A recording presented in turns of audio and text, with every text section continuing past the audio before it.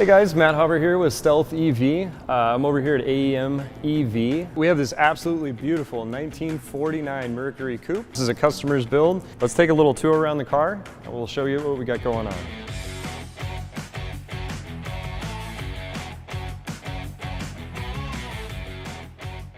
Icon kind of, I don't know if they coined it, I don't know if you could call that, but this is one of their derelict patina cars. So on the outside of the car, obviously this is original paint. This is all original on the outside. They find these good candidate cars that are still clean, still held up, and then gut them completely of all the interior. So we'll take a look at that here in a second. But it's sitting on an Art Morrison frame, 6-piston calipers all the way around. We've got independent rear suspension. So under the skin, this thing is race car as you can get. Everything in this car really is period correct. Other than the display, we use the old existing gauges to model up graphics for that display. There's a full back seat. We have some batteries underneath this seat. We have some in the package tray. We have some in the trunk. And then we have a bunch in the front. The most exciting part of the car, obviously, is what's under the hood. These are Cascadia motion inverters. We've got 2 PM150s. The motor is actually not in this block. This is what's housing 7 Tesla modules. As I mentioned, the rest of them are in either below the back seat or in the trunk area. On this one, it's got a dual AMR, or Cascadia Motion now, dual AM racing motor, and that hides in the tunnel. We have no gear reduction. It's a drive shaft that goes right to the differential. We picked a 7-to-1, and really, I don't think we could have nailed it any better. Ratio came out perfect. So. Very quick 0 to 60, and it loves the highway. So it's very smooth all the way around car. Up here, obviously, because we want to talk about the air conditioning, that's what brought AEM EV in on this. So we've got the AC condenser that hides back just behind this part. Below there, we have a battery radiator fan. So air conditioning has been done in conversions. This isn't the first conversion that's ever had AC, but a standard system is usually just on-off. So you do lose some efficiency there, and you also get higher peak where it's colder for a little bit, and then it goes a little warmer, and then it goes cold, so you never have this just nonstop continuous cold air. So with this AC compressor and the VCU 200, we're able to vary the speed based on outside temperature and pressure of the system. So we're able to maintain an exact, like within a couple of degrees, all the way across the board. Why not try to tackle the battery thermal management as well? That one is, as far as I know, has never been done in an EV conversion. So we have multiple cooling paths in this car.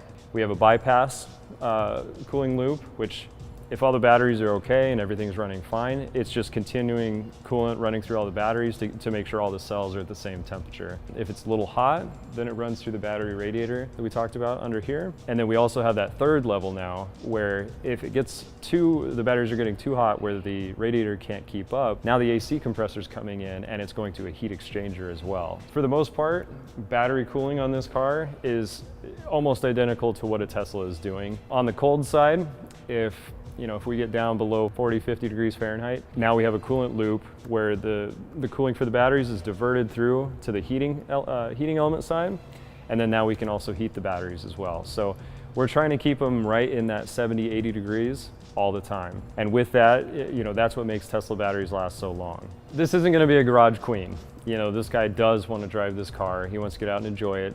And he wants to put a lot of miles on it. He was pretty adamant about having fast charging. Like, he plans on using this car. And obviously being in Arizona, they have extreme hot, pretty extreme cold. That's where Tesla's key battery concept into making their batteries last longer than any others is keeping them in that temperature, in that happy 70, 80 degree temperature all the time. So not only are we adding, it's not just air conditioning, it's not just so we can maybe drive it a little bit harder, we're trying to make these packs last longer as well. So here in the back, we have our Stealth EV charger. This is a 6.6 kilowatt. It also has a DC-DC converter built in, which is a 1.5 kilowatt. So on the DC-DC, that's basically your alternator. That puts out about 100 amps, and you're looking at about a 12-hour charge time on this car. Over on this side, it's kind of buried in the quarter panel, but that's where we have our VCU 200 and all of our fuses, relays, all that. Basically, everything in the car kind of comes back to this corner. At the time that we did this build, the PDU 8s were not available. The PDU 8 is it's a home run device. You know, it takes all your relays, it's got internal fusing.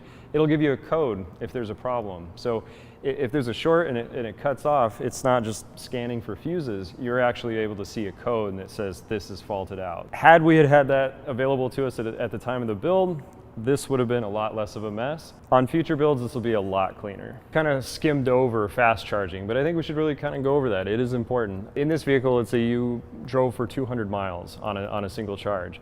You drive into a CHAdeMO, that's a particular type of fast charging.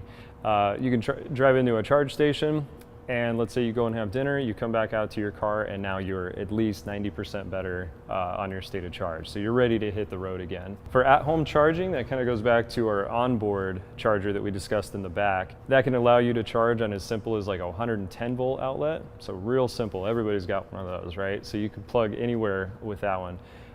Most people at home, they're using what's called a level 2 charging. And that runs on like your dryer outlet. That's a 220, 30, 50 amp outlet. You've got level 1 and level 2 for home. Level 3 is CHAdeMO. And that's just down here.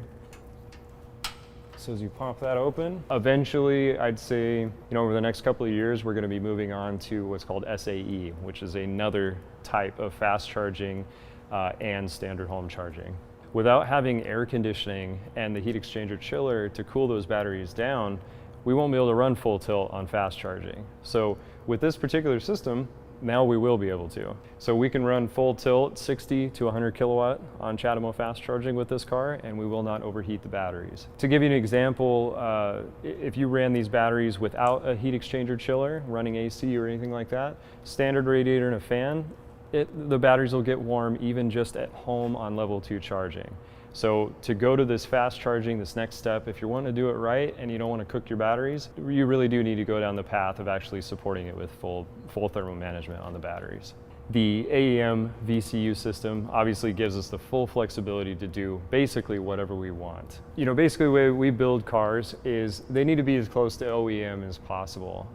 And with that, AEM has allowed us to do that, to come as close as we possibly can to an OEM build level when it comes to controlling the EV system. Our motto for our builds is you should be able to hand those keys to anyone, tell them to drive it until it won't go anymore, and plug it in.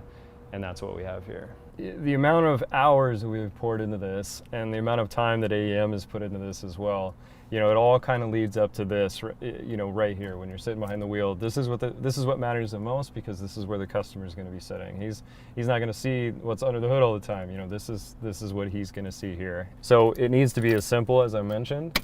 Just obviously the air conditioning's already blowing. It's already getting comfortable. It's 95 degrees right where we are right now. Just as simple as that. Put your foot on the brake, and you get the reverse, and we're ready to drive away.